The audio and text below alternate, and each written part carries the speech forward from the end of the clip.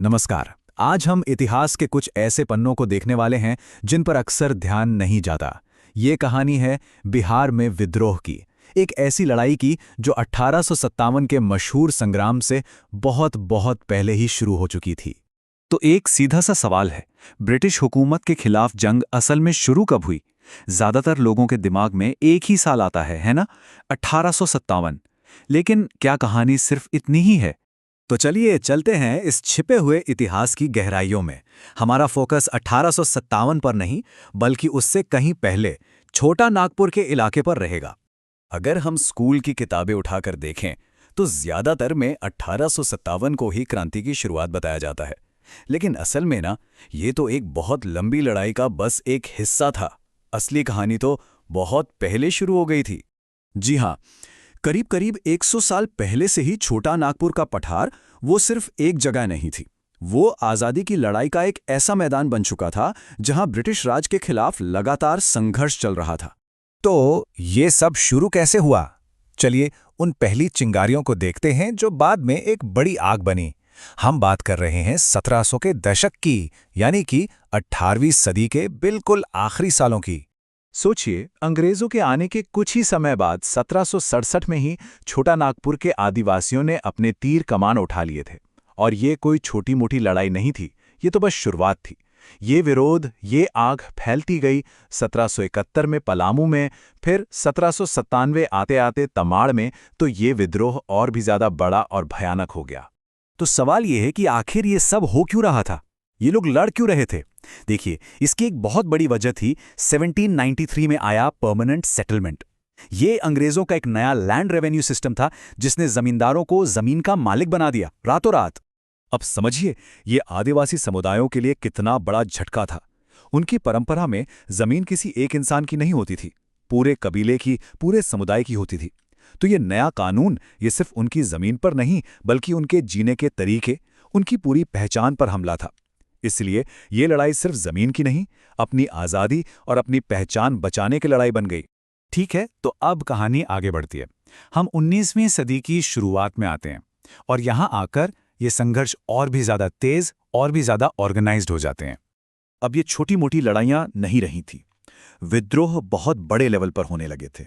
अब उनमें एक तरह का एक संगठन था और नतीजा, ये लड़ाइयाँ पहले से कहीं ज्यादा खूनी और जानलेवा हो गईं।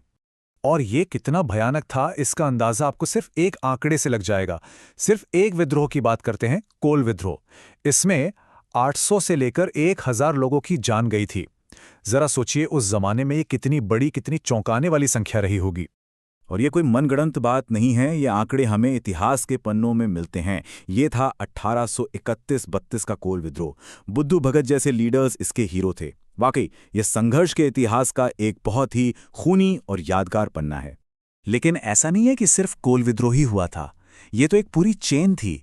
इससे पहले हो विद्रोह, तमाड़ विद्रोह तो चल ही रहा था, और इसके फौरन बाद हुआ भूमिज विद्रोह। मतलब ये आग कभी बुझी ही नहीं, लगातार सुलगती रही। चलिए अब हम कहानी के सबसे अहम मोड़ पर आते हैं, 1857 से बस कुछ साल पहले। ये वो वक्त था जब दो बहुत बड़े, बहुत ही ज्यादा असरदार आदिवासी विद्रोह हुए। 1857 के गदर से ठीक 2 साल पहले, साल था 1855, एक ऐसा विद्रोह हुआ जिसने अंग्रेजी हुकूमत की नींव हिला दी। ये था संथाल विद्रोह, और यकीन मानिए, ये अब तक की सबसे भयंकर आग थी। इस जबरदस्त विद्रोह के लीडर थे 4 भाई, सिद्धू, कान्हू, चांद और भैरव। इन चारों ने मिलकर जमींदारों, महाजनों और अंग्रेजी सरकार, इन सबके जुल्म के खिलाफ एक बहुत बड़ी जंग छेड़ दी थी। संथालों के बाद भी आग बुझी नहीं।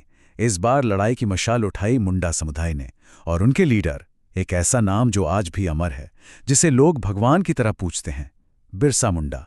बिरसा मुंडा का जो आंदोलन था ना, उसे एक खास नाम से जाना जाता है, उलगुलान। इसका मतलब होता है महान हलचल। और यह सिर्फ एक लड़ाई नहीं थी, ये तो ब्रिटिश राज और बाहरी लोगों के शोषण के खिलाफ एक पूरा सोशल, रिलीजियस और पॉलिटिकल मूवमेंट था। सब कुछ बदल देने की एक कोशिश। तो देखिए, जब हम इन सारी घटनाओं को एक साथ जोड़कर देखते हैं तो एक बिल्कुल अलग ही तस्वीर सामने आती है। ये किसी एक लड़ाई की कहानी नहीं है, ये तो एक लगातार चली आ रही लड़ाई की एक अटूट चेन की कहानी है। आप खुद देखिए, 1767 में पहली चिंगारी, फिर कोल विद्रोह, फिर संथाल विद्रोह और तब जाकर आता है 1857। लेकिन कहानी यहां भी खत्म नहीं होती। इसके बाद बिरसा मुंडा का उलगुलान है, फिर 1914 का टाना भगत आंदोलन। ये सब उसी चेन की कड़ियां हैं। तो क्या समझ में आता है? यही कि 1857 वो शुरुआत नहीं थी, वो तो इस लंबी लड़ाई का बस एक बड़ा स्टेशन था। तो कुल मिला के बात यह है कि आज़ादी की लड़ाई कोई एक दिन में शुरू हुआ इवेंट नहीं था। ये तो एक आग की तरह थी जो बिहार की ज़मीन पर 100 साल से भी ज़्यादा वक्त तक सुलगती रही, जलती रही। बस कभी कभी इसकी लपटें बहुत तेज हो जाती थी। तो आखिर में बस एक सवाल है सोचने के लिए। जब हम 1857 को एक शुरुआत की तरह नहीं बल्कि एक बहुत लंबी और लगातार चली आ रही लड़ाई के एक हिस्से के तौर पर देखते हैं, तो आज़ादी की पूरी लड़ाई को लेकर हमारा नज़रिया, हमारी समझ कैसे बदल जाती है? सोचिएगा इस बारे में।